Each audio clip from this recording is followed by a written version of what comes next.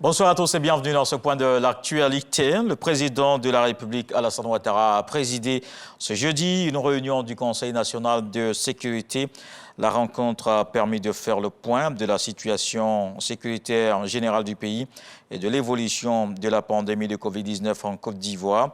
Sur le premier point, le chef de l'État félicite et encourage les grands commandements pour les bons résultats enregistrés face à l'augmentation des cas positifs de Covid-19 ces derniers jours.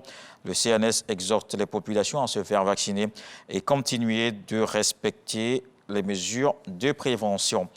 Les candidats au Hatch 2022 ont entamé depuis ce jeudi la station de Mina, une étape importante. Conformément à la tradition, elle se tient le 8e jour du 12e mois lunaire. Mina, petite localité simple située à une dizaine de kilomètres de la Mecque, est un passage obligé pour tout futur pèlerin. La station de Mina marque véritablement des rites finaux du pèlerinage musulman en Terre Sainte d'Arabie Saoudite. Et les pèlerins après Mina, demain c'est la station d'Arafat, ce qui signifie que le lendemain samedi est la fête de l'Aïd el-Kébir. Ici en Côte d'Ivoire aussi, les musulmans se préparent pour cette célébration. Le gouvernement veille à l'approvisionnement du marché en bétail. Le Conseil national de lutte contre la vie chère est en tournée dans les parcs, notamment à Treichville et à Djamé. La secrétaire exécutive et la direction du commerce intérieur veulent s'assurer de la disponibilité des bêtes sur le marché. Il veut complètement mettre fin aux constructions anarchiques et aux pratiques qui créent l'insécurité dans le domaine du logement et du cadre de vie. Le ministre Bruno Nabagné-Koné a donc initié une rencontre avec les acteurs et usagers de l'immobilier. Cette démarche permet de renforcer les connaissances sur le dispositif du Code de la construction et de l'habitat. Lancé Bakayoko. De plus en plus d'Ivoiriens s'engagent dans les opérations immobilières avec l'espoir d'accéder à la propriété. Malheureusement, l'on observe de nombreux abus dans le secteur, liés notamment à la sécurisation des cotisations des souscripteurs, qui sont pour la plupart versés sur des comptes à vue, ouverts au nom de promoteurs immobiliers sans aucune forme de garantie. L'objectif spécifique, c'est de présenter le code, mais aussi de faire un focus sur la réglementation en matière de vente d'immeubles, de mettre en lumière les droits et les devoirs des uns et des autres, aussi bien des promoteurs que des acquéreurs.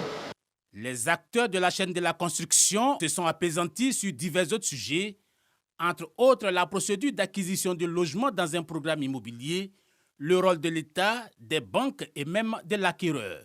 La signature des actes cédés ne prend plus du temps. C'est un appel que je peux lancer aux acquéreurs, vraiment de s'approcher du ministère de la Construction aujourd'hui, qui a tout fait pour dématérialiser tout ce qu'on appelle la procédure administrative.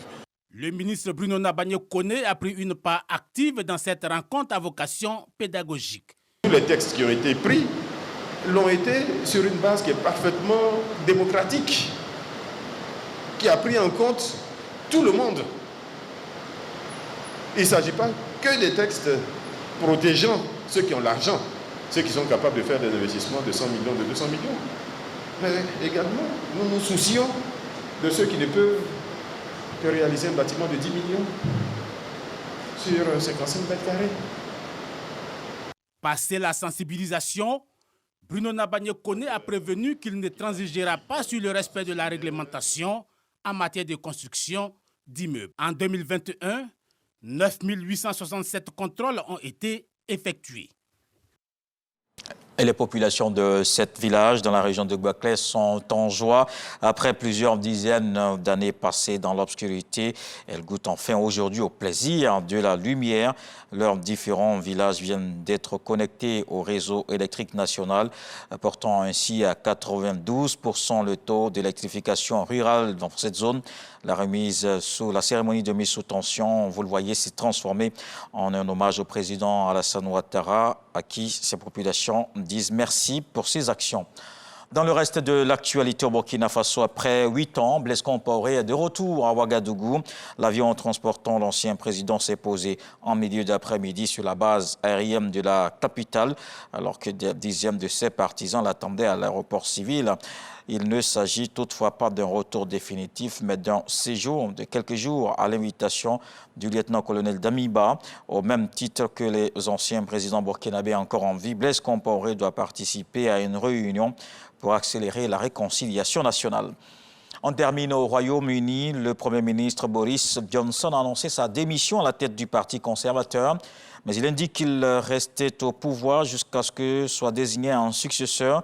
3 ans après son accession à Downing Street, Boris Johnson s'est trouvé poussé vers la sortie. La situation était devenue intenable avec plus de 50 membres du gouvernement démissionnaires en 2 jours. Dans le dossier Inter, on fera un tour sur les temps forts de ces événements. On se retrouve à 20h.